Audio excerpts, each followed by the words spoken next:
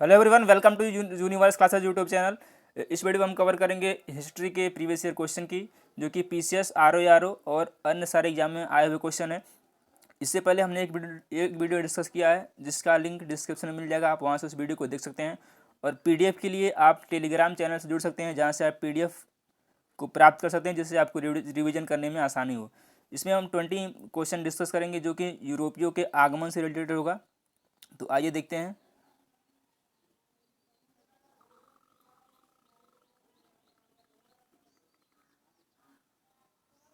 पहला क्वेश्चन है, किस अंग्रेज अधिकारी ने पुर्तगालियों को स्वाली, इसे सावली भी बोल सकते हैं, के स्थान पर हराया था? तो वो था थॉमस बेस्ट। क्वेश्चन जो होगा वन लाइनर फॉर्मेट में होगा, जिससे कि आपको रिवीजन करने में आसानी हो और कम टाइम में हम लोग अधिक से अधिक क्वेश्चन को कवर कर सकते हैं।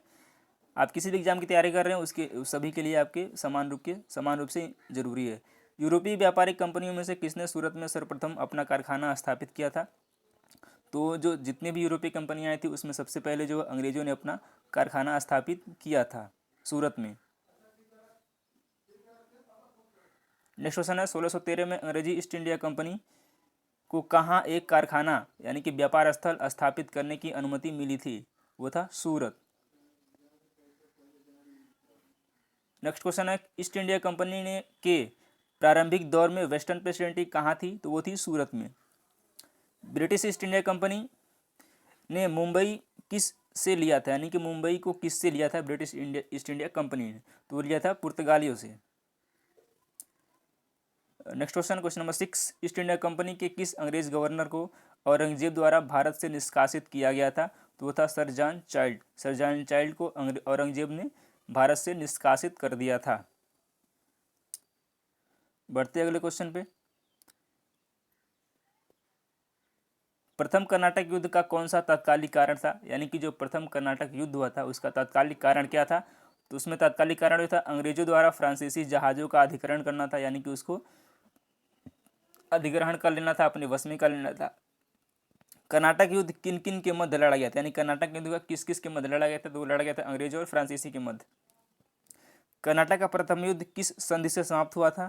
तो वो था एक्सला-चापल की संधि, या इसे बोल सकते हैं एक्सला-चैपल की संधि से कर्नाटक के प्रथम युद्ध का अंत हुआ था। वो भारत में फ्रांसीसियों ने अपना सबसे पहला कारखाना किस स्थान पर लगाया था? शायद ये क्वेश्चन रिपीट हो गया, तो वो था सूरत। फ्रांसीसी ईस्ट इंडिया कंपनी किसके शासनकाल में स्थापित हुई थी, यानी कि उस समय कौन सा राजा था? तो वो था लुई 14वां, यानी कि लुई 14वें के शासनकाल में फ्रांसीसी ईस्ट इंडिया कंपनी की स्थापना हुई थी। किसे भारत में फ्रांसीसी कंपनी का संस्थापक माना जाता है? इसका आंसर लिखना हम शायद भूल गए।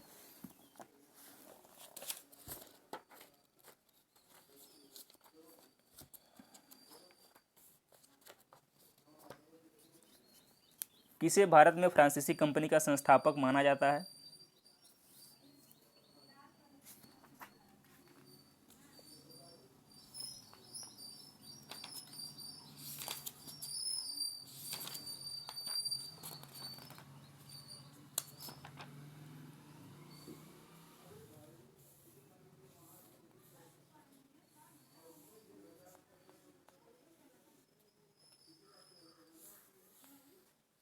तो वो था कॉलबर्ट। बंगाल में कौन सा कारखाना डचों ने स्थापित किया था? वो था चिंसुरा और हुगली। चिंसुरा और हुगली का जो कारखाना था, वो डचों ने स्थापित किया था।